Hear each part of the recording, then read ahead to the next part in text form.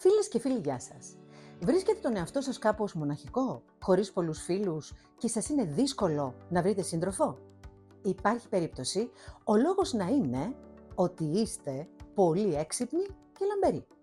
Όταν εσείς έχετε αυτό το φως της ψυχικής και πνευματικής καθαρότητας, κάποιος με σκοτάδι μέσα του δεν μπορεί να πλησιάσει, γιατί αμέσως αποκαλύπτεται η δυσάρεστη αλήθεια για εκείνον, πρωτίστως σε εκείνον. Σε αυτό το βίντεο θα εξερευνήσουμε 6 λόγους για τους οποίους οι αυθεντικοί και φωτεινοί άνθρωποι βρίσκονται συχνά μόνοι ή δίχως συντροφική σχέση. Μείνετε μαζί μου μέχρι το τέλος και θα σας αποκαλύψω πώς να μετατρέψετε τη μοναξιά σας σε ένα ισχυρό εργαλείο ανάπτυξης και να προσελκύσετε σχέσεις που πραγματικά ανυψώνουν την ψυχή σας.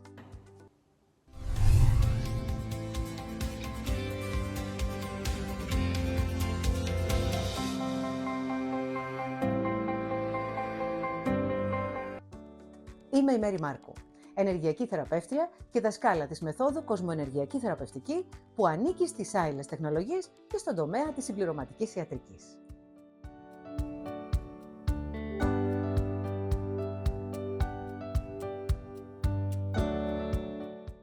Ο πρώτος λόγος για τον οποίο οι ξεχωριστοί άνθρωποι βρίσκονται συχνά μόνοι είναι καθαρά ενεργειακός.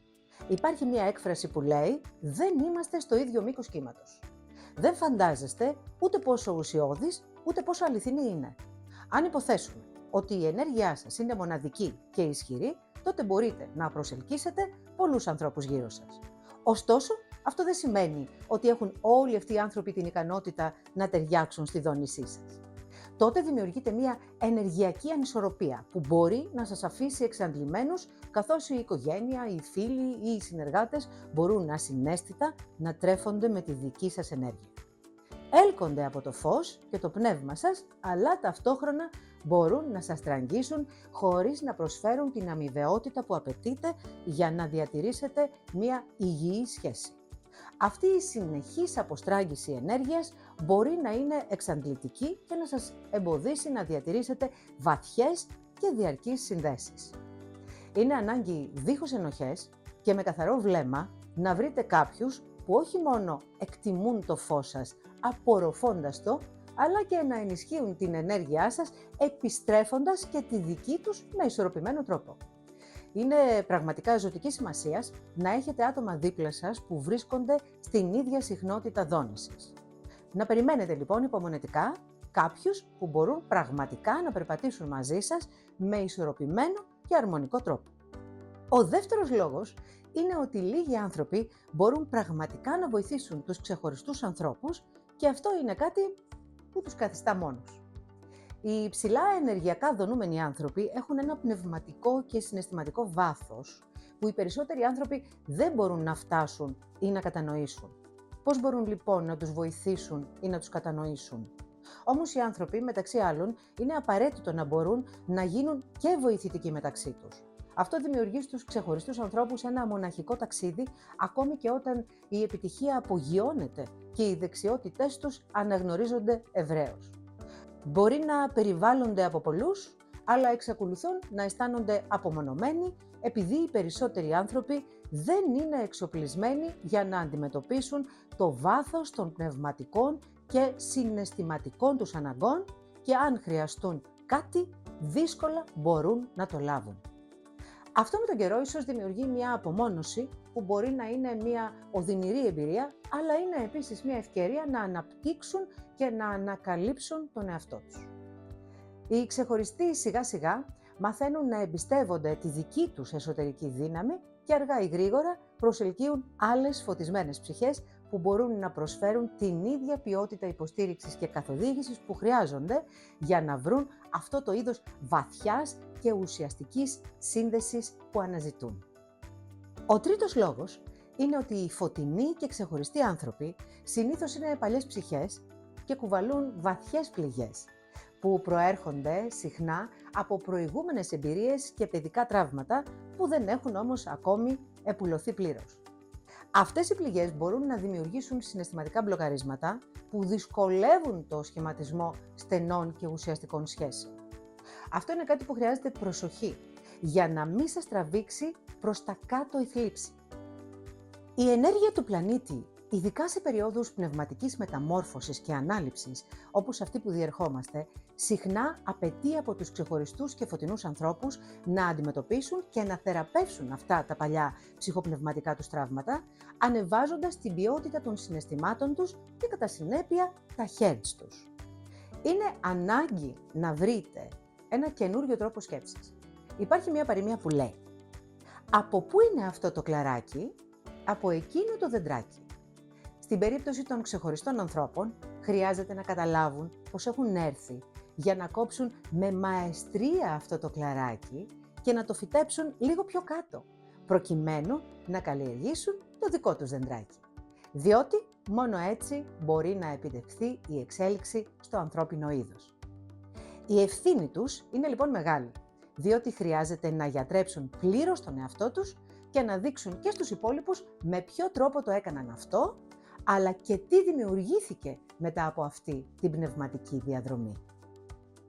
Ο τέταρτος σημαντικός λόγος για τον οποίο οι εκλεκτοί βρίσκονται συχνά μόνοι στην κοινωνική του ζωή είναι επειδή έχουν πληγωθεί βαθιά στο παρελθόν και αυτά τα τραύματα και οι συναισθηματικοί πόνοι έχουν δημιουργήσει ουλές που δεν ξεθοριάζουν εύκολα. Ο τραυματισμός μπορεί να τους έχει οδηγήσει σε μια φυσική δυσπιστία για τις ανθρώπινες σχέσεις, αναγκάζοντας τους ξεχωριστούς ανθρώπους να προστατεύσουν τον εαυτό τους για να αποφευθεί μια περαιτέρω απογοήτευση αλλά και ταλαιπωρία. Οι φωτεινοί άνθρωποι, λόγω της ευαίσθητης αλλά και ενσυναίσθητης φύσης τους, τείνουν να νιώθουν αυτές τις πληγές πιο έντονα και πιο βαθιά και συχνά τις κουβαλούν για μεγάλο χρονικό διάστημα που μπορεί να επηρεάσει την ικανότητά τους να ανοιχθούν και να εμπιστευθούν τα άλλα άτομα. Επιπλέον, οι προηγούμενες πληγές μπορούν να δημιουργήσουν πρότυπα αμυντικής συμπεριφοράς και ασυνείδητα να χτίσουν φραγμούς γύρω από την καρδιά τους για να προστατεύσουν από τι άλλο, από τις περαιτέρω πληγές. Πολλές φορές τέτοιες αναμνήσεις παραπέμπουν σε παρατεταμένες περιόδους μοναξιάς. Μπορεί χωρίς τους περισπασμούς μιας πλούσιας κοινωνικής ζωής, το ταξίδι της θεραπείας ασφαλώς να φαίνεται πως γίνεται ευκολότερο. Όμως, προσοχή! Μην ξεχνάτε ότι δεν έχουμε άπειρο χρόνο στην κάθε ενσάρκωση. Φροντίστε να είστε όσο πιο σύντομοι μπορείτε στη θεραπευτική σας αποκατάσταση, γιατί ο χρόνος σε αυτή τη ζωή μετράει. Δεν βγαίνει τίποτε να κάθεσαι να κλαις πάνω από το χυμένο γάλα.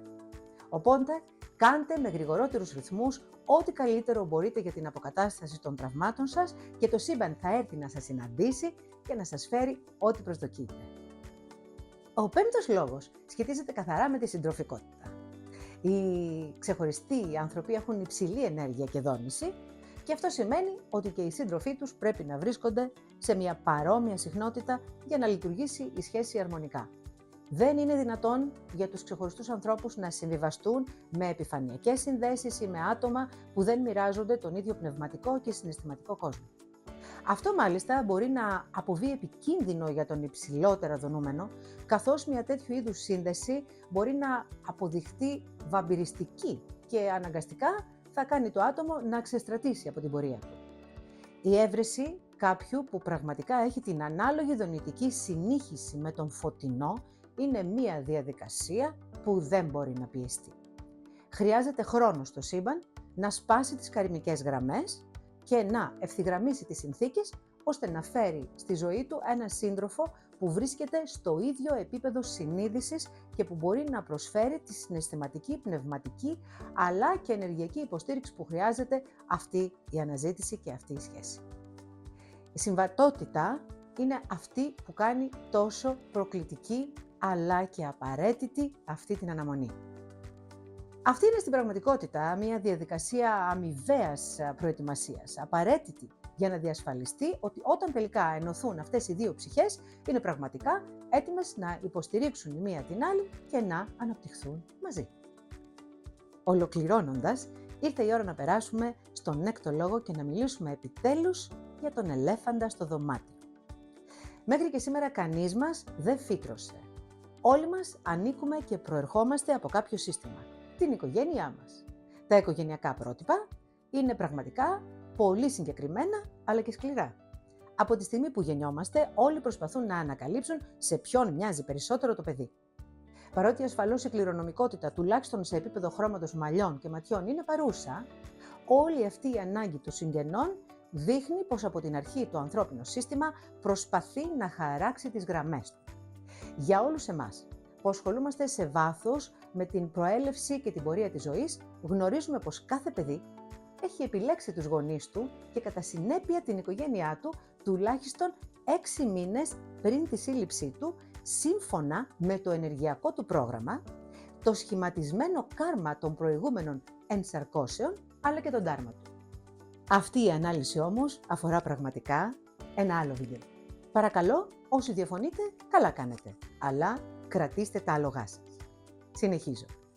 Κάποιες φορές λοιπόν, άνθρωποι με υψηλή δόνηση έρχονται σε οικογένειες έως και προβληματικές θα έλεγα, προκειμένου να κάνουν κάποια υπέρβαση που θα τους απογειώσει συνειδησιακά ακόμη περισσότερο. Κατά συνέπεια, ο φωτεινός άνθρωπος αρκετές φορές μοιάζει να είναι το μαύρο πρόβατο που πρέπει να βρει την ισορροπία ανάμεσα στη δική του ανυπότακτη φύση και στους βαρετά στερεότυπους και πνιγυρούς συγγενείς του.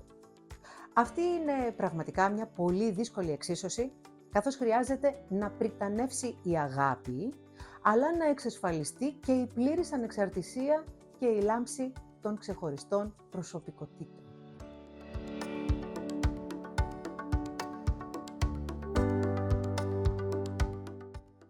Αγαπημένοι μου, ελπίζω να σας έδωσα τροφή για σκέψη. Αν σας αρέσουν τα βίντεό μας, ο καλύτερος τρόπος για να παραμείνουμε συνδεδεμένοι είναι να μας βοηθήσετε με τον αλγόριθμο, κάνοντας εγγραφή, like και πατώντας το καμπανάκι για να σας έρχονται όλες οι ειδοποιήσεις, ώστε να μην χάνετε τίποτα από τη δουλειά μας. Αφήστε μας με ψυχραιμία οπωσδήποτε τα σχόλιά σας, γιατί μας ενδιαφέρει πολύ η γνώμη σας, γιατί εξάλλου αυτός είναι και ο καλύτερος τρόπος να αναπτύσσετε μεταξύ μας μια επαφή. Μην ξεχάσετε να μας ακολουθήσετε στα social media. Αρκετές φορές ετοιμάζουμε για σας μικρά βίντεο, άρθρα, αλλά και διαγωνισμούς ή προσφορές. Μέχρι την επόμενη φορά, να σκέφτεστε έξω από το κουτί, να ακολουθείτε το ένστικτό σας και πρωτίστως να σας ενδιαφέρει η δική σας γνώμη για τον εαυτό σας.